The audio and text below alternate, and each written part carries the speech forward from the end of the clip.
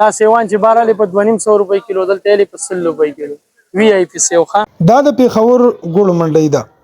ګوړ منډي کې د مختصر سیزن نفس بیا د دیزه مزدوران فروټ خرڅولو ته لاس اچي.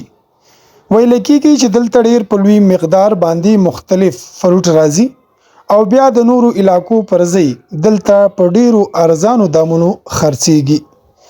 زما نوم خوشحال خان دی.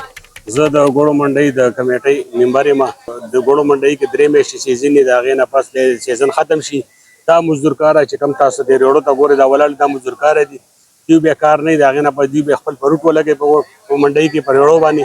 د هغې نه پس شاته د کیلو منډۍ ده، د دغه کیلو په منډۍ په وجه باندې دې منډۍ کې ډېر زیات راشي. دلته هر قسمه فروټ ملاویږي، د هغې نه پس دلته چې کوم فروټ ملاویږي ښه هم ښه ملاویږي او په ریټ باندې مناسب هم ملاویږي. دا ګوړو منډۍ ده او د ګوړو منډۍ کې د نور بازارونو په نسبت دلته فروټ په نیم نیټ ملاویږي. بل ځای کې 200 روپۍ کیلو دلته په 100 روپۍ کیلو.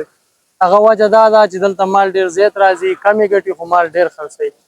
او زما ټولو ته درخواست دی چې راشئ سودا کوئ فروټ هلئ ګوړو منډۍ کې روغ شی به درکوي. دا سیوان چې بار هلئ په 250 روپۍ کیلو دلته هلئ په 100 روپۍ کیلو وی آی پی سیو ښه. دلته چې کوم دی شاته د کیلو منډۍ ده او چې کوم دی کیلې هم پکې ښه حسابه ملاویږي، امرود هم ملاویږي، لوچه هم ملاویږي، خرماڼۍ هم ملاویږي، سیو هم ملاویږي، ام هم ملاویږي، کیله هم ملاویږي او چې کوم دی انځر هم ملاویږي. رحیم دا خو لکه ګوړو منډۍ ده او سیزن نه علاوه دا چې کوم دی موږ ټول د ګوړو مزدوران یو د هغې زموږ د 4-5 میاشتې کار نه وي، موږ فروټ ولګوو خو لکه نور کلونو په نسبت باندې سږ کال یې د فروټو کمی هم دی او لکه د مزدورۍ څه دغه نشته دی، منډۍ تیزي ده او حالات صحیح نه دی نو مزدوري چې کوم دی زموږ دا د 4-5 میاشتې د مزدورۍ څه دغه نشته دی.